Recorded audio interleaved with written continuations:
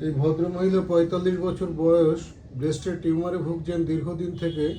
ফাইব্রোঅ্যাডিনোমা ব্রেস্টে হয়েছে, ডান দিকের ব্রেস্টে। তো উনি দু একবার ওষুধ খাওয়ার পরেই উনি বেশ ভালো আছেন। এখন কেমন আছেন বলুন?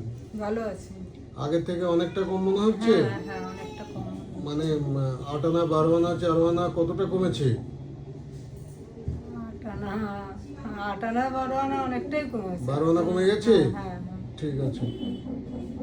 আমার তো আগে অপারেশনও করা ছিল, প্রথমবার হয়েছিল যে সময়, আবার সেকেন্ড টাইম এটা। তো প্রথমবারে অপারেশন করার পরে আবার সেকেন্ড টাইম হয়েছিল? হ্যাঁ।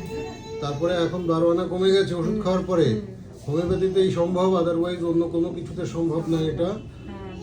মানে আমি সারে চাই- সাধারণত। হ্যাঁ হ্যাঁ, বলুন। আমি চাই যে এতেই যেন নির্মূল হয়ে যায়। একদম নির্মূল হয়ে যাবে, কোনো চিন্তা নেই।